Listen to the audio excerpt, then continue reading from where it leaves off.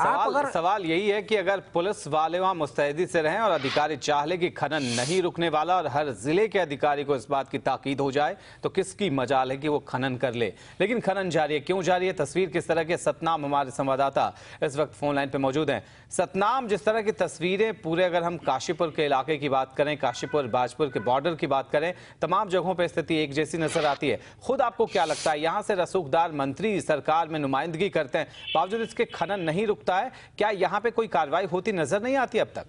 हाँ अमित, मैं आपको बता दूं कि यहाँ पे जो खनन की स्थिति है ऐसी हो चुकी है कि यहाँ पे खनन रोक पाना नामुमकिन हो चुका है, क्योंकि ये इतने लंबे समय से खनन चल रहा है। जितनी भी नई नई सरकारें आती हैं उन्हीं के नामुंदे इस खनन को करते हैं। अब इससे पहले बीजेपी की सरकार थी तो उनके राज्य में खनन चलता था, अब कांग्रेस की सरकार आ चुकी है उनके राज्य में, बस कोई भी इस ओर ध्यान देने में बिल्कुल ही मन नहीं बना रहा है। इस खनन को तो नहीं देख रहे हैं वो दूसरी बातों को जरूर ध्यान दे रहे हैं। वो इस खनन को रोक पाना लग रहा है कहीं ना कहीं नामुमकिन प्रशासन और शासन के लिए बनता जा रहा है। सत्ताम, क्या लगता है यहाँ पे जो सियासतदान है, जो नेता है, सीधे सीधे उनकी दखल है? और जो वो साठगांठ की बात है, हम क्या नेताओं पे भी इशारा कर सकते हैं उनकी तरफ कि बिना उनके इशारे के सरपरस्ती के ये खेल चल ही नहीं सकता है? बिल्कुल अमित, मैं आपको बता दूं कि सीधा सीधा इसमें कहीं ना कहीं नेता ही शामिल हैं। उनके बिना तो खनन होना नामुमकिन है, क्योंकि अगर नेता चाहे तो इसको एक दिन में हटा सकते हैं, क्योंकि नेताओं को इससे बड़ी मोटी रकम मिल रही है खनन से, जिस वजह से उन्होंने प्रशासन पे भी कहीं ना कहीं नकेल नहीं कसी है, जिस वजह से प्रशासन इस खनन को रोकने पे। एक अंतिम सवाल सतनाम आपसे करना चाहूंगा, पक्ष विपक्ष क्या दोनों ही तरफ से इस बात को लेकर मिली भगत है कि कोई आवाज इस मुद्दे को लेकर न उठाए? क्योंकि अगर एक पक्ष की तरफ से सरपरस्ती मिलती है तो दूसरा तो आवाज उठाता नजर आना चाहिए था, वो स्थिति तो नजर नहीं आ रही यहाँ पे। बिल्कुल अमित, मैं आपको बता दूं कि क्या होता है, जब जब जिसकी सरकार आती है तो वो दूसरी पार्टी पर आरोप लगाता है। अब यहाँ के जो हमारे विधायक हैं चीमा, जो बीजेपी के हैं, अब वो सीधा सीधा कांग्रेस सरकार पे आरोप लगा रहे हैं कि उनके राज्य में खनन हो रहा है, हमारे राज्य में नहीं होता था। पर इससे पहले जब यहाँ पे बीजेपी की सरकार थी तो खनन जब भी होता था, तो सीधा सीधा मेरा ये कहना है कि चाहे सरकार कोई सी आ जाए, पर खनन को रोक न पाना उनके लिए कहीं ना कहीं नामुमकिन साबित हो रहा है। बिल्कुल, बहुत बहुत शुक्रिया सतनाम आपका इस जानकारी के लिए। हमारे संवाददाता सतनाम बता रहे थे।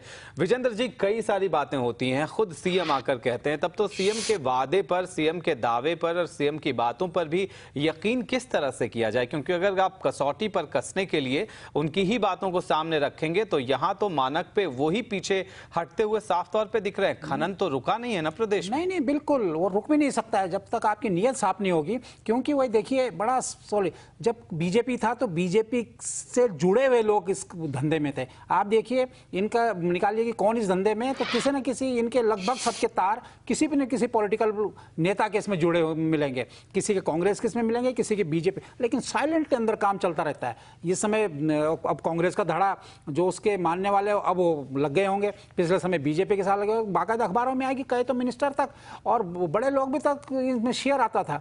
तो ये तो मुझे लगता है कि उत्तराखंड में उन बड़े काले कामों में एक अहम है जिससे इनका घर भर रहा है, और इसीलिए इनसे जुड़े हुए लोगों ने इस समय करोड़ों रुपए चुनाव में लगाए हैं, जिसकी वसूली कर रहे हैं। ये तो दुर्भाग्यपूर्ण है, बेहद दुर्भाग्यपूर्ण है। और वहाँ की नदियां बर्बाद हो रही हैं, वहाँ का एनवायरमेंट बर्बाद हो रहा है, क्योंकि जब माफिया वो करता है तो कहीं भी शुरू कर देता है, उसका कोई नदी को नहीं देखता है। नदियों में अगर अवैध इस तरह से अगर अवैध खनन हुआ तो कटान की समस्या बहुत ज्यादा मुश्किल में पड़ जाएगी। स्थिति वहां के जो रिहायशी इलाकों में, आसपास के इलाकों में लोग रहते हैं, पहाड़ों को आप काट दे रहे हैं, भूस्खलन इस तरह से होगा। अगर उस तरह से दरार आप करते हैं, कहीं से भी बिना मानक के, बिना नियम के आप कटाई कर लेंगे। 25 जेसीबी मशीनें कहीं पे दिन दहाड़े पहुंच जा रही हैं, वहां पे काफिला लगा हुआ है, ट्रकों का डंपर वहां पे आ रहे हैं, जा रहे हैं, वहां पे तादाद दर्जनों में होती है। आपको लगता है कि इतनी हलचल के बावजूद, अनचाहे ढंग से या चाहने के बाद भी कोई कार्रवाई नहीं कर पाएगा?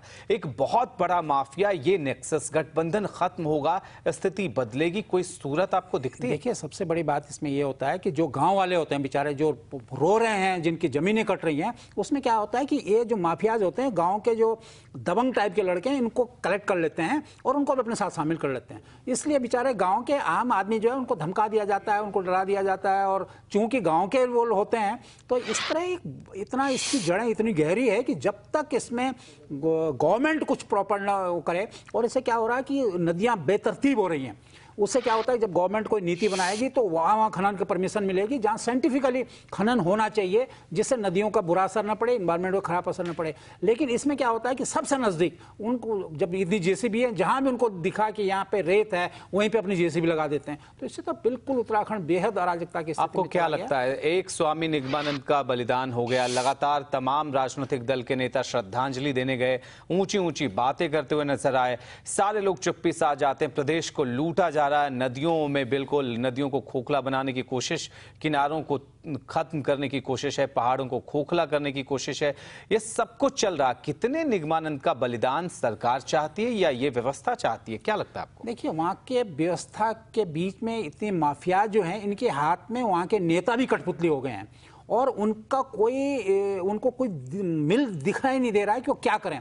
वो पैसा कहाँ से कमाएं। देखिए, इससे धीरे धीरे क्या होगा, विकास का पूरा अस्थिर हो रखा है। देखिए, जिस दिन बजट पास हुआ उसी दिन 11 घंटे बिजली गायब रही, जिस दिन उत्तराखंड का बजट। आप देखिए, जो ऊर्जा प्रदेश की बात हम करते थे, अब दूसरी वो शुरू हो गई है। और कहीं ना कहीं अब जो आप प्रोजेक्ट की बात करें, प्रोजेक्ट इधर आश्रम वाले, इधर आपस में एक बड़ा द्वंद्व हो गया है जो उत्तराखंड के लिए। और मुझे लगता है कि ये लड़ाई कहाँ जाएगी। विकास से लोगों का दिमाग हट गया है, वहाँ के पॉलिटिकल लोगों का हो गया। अब ऐसी चीज़ों से कि कहाँ से एकदम पैसा है, इसी में जुटा है। और उसमें खनन सबसे प्रायोरिटी का सेक्टर है, जिसमें माफिया जुटे हुए हैं पॉलिटिकल। और पॉलिटिकल, मैं अगर पॉलिटिकल माफिया भी कह दूँ तो इसमें अतिशयोक्ति नहीं होगी, क्योंकि वो लोग आंख बंद करके सब कर रहे हैं। नहीं तो तहसीलदार और पुलिस चाहे जो गाड़ियों में 2 बोतल शराब पकड़ लेते हैं, वो ट्रक के ट्रक न पकड़ लें, ऐसा तो पॉसिबल नहीं है। बिल्कुल बिल्कुल, सब आंख बंद किए हुए हैं। और ऑफ द रिकॉर्ड आप पूछिए, किसी भी अधिकारी से पूछिए, वो कह रहे साहब ऊपर जो मंत्री जुड़ा हुआ उसमें तो हमने क्या करना है, उनको नौकरी करनी, हमको सैलरी मिल रही थी। बड़ा दुखद है पहाड़ के लिए, खासकर उत्तराखंड के लिए जो नवोदित राज्य 11 साल का है, इसके लिए बहुत दुखद है। आपने थोड़ी देर पहले खुद सुना होगा, हमारे दर्शकों ने सुना होगा कि सीएम क्या कह रहे थे। विजय बहुगुणा कह रहे थे कि हमारे लिए तो ये बड़ी संपदा है, हम तो चाहें तो बहुत ज्यादा संसाधन इकट्ठा कर सकते हैं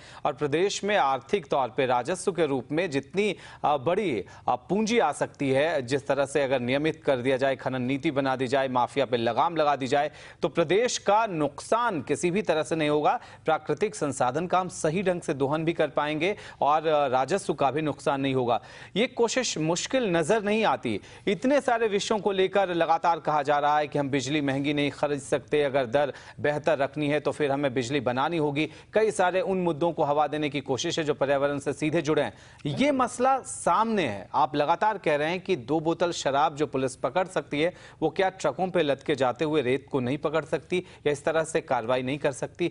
आपको क्या लगता है, इच्छा शक्ति इस तरह से खत्म हो जाना क्या संकेत देता है? बहुत दुर्भाग्यपूर्ण है। इच्छा शक्ति, मैं कहूँ कि चलो अभी तो मुख्यमंत्री जी अपने चुनाव में सारे प्रायोरिटी, मुझे लगता है उनको चुनाव जीतने की होगी, लेकिन उसके बावजूद भी अगर जीतने के बाद भी कुछ होता है तभी गनीमत है। लेकिन मुझे लगता है कि जिस तरह इस 11 साल के इसमें उत्तराखंड का दिशा और दशा हुई है, वो बेहद खतरनाक है। आप देखिए, पहाड़ में इसमें 17 घंटे बिजली नहीं है, चूंकि वहाँ विकास नहीं है। लोगों को बिजली आए ना आए क्या फर्क पड़ता है, लोग 8 बजे सो जाते हैं। तो ये इसलिए लोग वहाँ आवाज़ बिजली की नहीं उठा रहे हैं कि लोगों को जरूरत ही नहीं है।